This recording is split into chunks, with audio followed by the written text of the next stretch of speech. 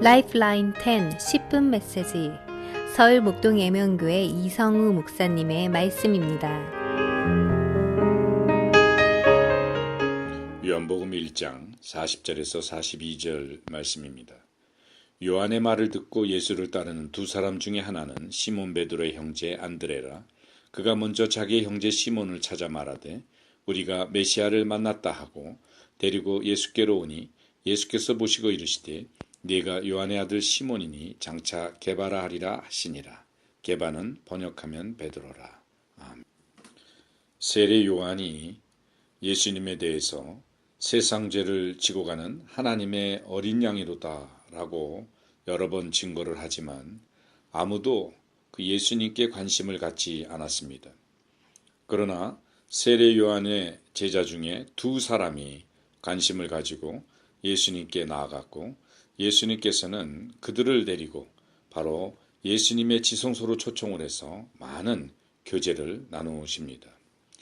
그 중에 한 사람이 시몬 베드로의 형제 안드레인데 그 안드레가 이제 예수님과의 교제를 거쳐 예수님이 그리스도라는 확신을 갖게 되자 먼저 자기의 형제 시몬을 찾아가서 우리가 메시아를 만났다 하고 증거하는 장면입니다. 이렇게 안드레가 예수님을 분명히 메시아로 만났다 하는 그 확신의 그러한 선포는 베드로로 하여금 예수님께 나아가게 만들었고 결국 예수님의 수제자가 되는 그러한 계기를 마련하게 됩니다. 안드레는 예수님과의 교제를 통해서 직접 예수님의 말씀을 듣고 그분이 메시아 곧 그리스도라는 확신이 생겼고 그러한 확신의 선포가 주위 사람들에게 영향력을 끼쳤던 것입니다. 많은 사람들이 세례 요한이 전하는 그러한 이야기만 듣고 메시아를 만났다고 착각하고 있습니다. 그러나 조금 있으면 실제의 삶 속에서 예수님을 만난 증거는 없어지고 맙니다.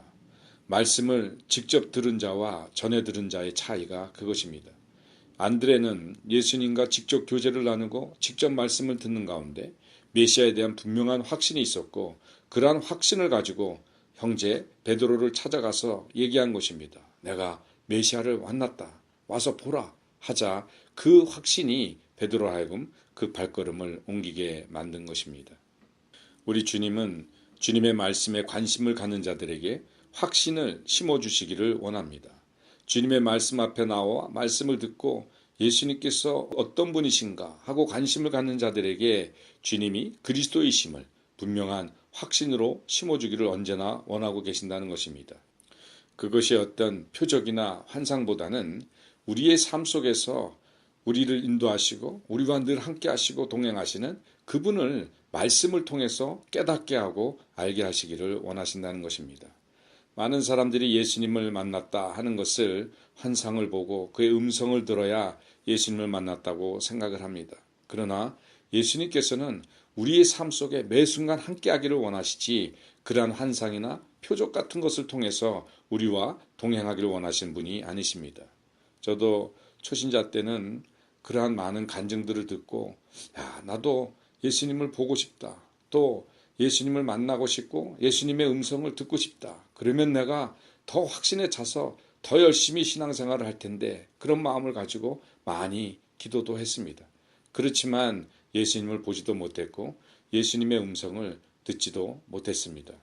그러나 지금 생각해 보면 예수님께서 그때처럼 또 지금도 마찬가지겠지만 매 순간 그렇게 함께 하셨고 또한 예수님께서 우리의 구세주가 되시고 나의 구원자가 되심을 삶 속에서 얼마나 많이 드러내 주셨는지를 모릅니다.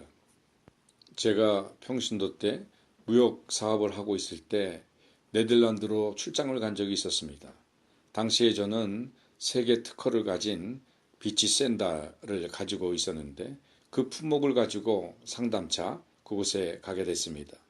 네덜란드의 큰 회사로서 그 회사와 계약이 맺어지게 되면 전 유럽에 어마어마한 물량을 팔 수 있는 그러한 좋은 기회의 미팅이었습니다. 그래서 많은 준비를 하고 그곳에 가서 그곳에 이 담당자들과 회의를 하게 되었습니다. 가서 보니까 그 회장님이 직접 저를 맞이하러 나왔어요. 그리고 그 회사에 가보니 이미 많은 스태프진들이 약 열 몇 명이 되는 스태프진들이 회의실에 가만히 다 앉아 있었습니다. 일순 저는 이런 샌달 하나에 왜 이렇게 많은 사람들이 와서 있는가 당황도 했지만 어떻든 그런 관심에 감사한 마음으로 그 자리에 앉았습니다. 그런데 이런저런 회의를 하는 과정에서 그 스태프진 한 사람 한 사람들이 저희 제품에 대해서 굉장히 많이 연구를 한 것을 알 수가 있었습니다. 한 사람 한 사람마다 저희 샘플을 보면서 이야기를 하는데 어떤 사람은 이러이러한 점이 단점이다. 또 이런 점이 단점이다. 하고 이 제품의 여러 가지 하자, 여러 가지 결점 사항들을 계속 얘기해 되는 것이었습니다. 일순 저는 처음에는 그런 것에 일일이 얘기를 해주고 했지만은 점점 더 디테일하게 저에 대해 질문을 쏟아내게 되자 저는 갑작스럽게 당황하게 되었습니다. 이제는 그들이 하는 말이 들리지도 않을 정도가 됐습니다. 제가 불어를 하니까 어떤 사람은 불어로 하고 어떤 사람은 영어로 하는데 영어도 안 들리고 불어도 안 들리는 것이었습니다. 그들이 하는 질문의 요지조차도 들리지가 않게 됐습니다. 어떻게 대답할지를 모르고 당황하는 순간에 저는 그때 주님의 이름을 부를 수밖에 없었습니다. 그들이 질문하는 가운데 저는 속으로 주님 이럴 때 어떻게 하면 좋습니까? 주님 도와주세요. 그 말밖에 할 수가 없었습니다. 그런데 갑자기 저도 모르게 제 입에서 Please stop 그런 소리가 나왔습니다. 잠깐 멈춰달라 그런 소리가 나왔고 제 입에서 제가 생각하지 못했던 그런 얘기가 나왔습니다. 저는 지금도 생각해보면 어떻게 제가 그런 지혜의 말을 했는가 참 놀랄 뿐입니다. 그때 저는 이야기했습니다. 여러분들의 그 질문과 관심에 너무 감사를 드립니다. 이 제품은 한 켤레에 $10밖에 되지 않는 제품입니다. 여러분들이 저에게 질문하는 요지는 한 켤레에 $100 되는 제품에 대한 질문을 하고 계십니다.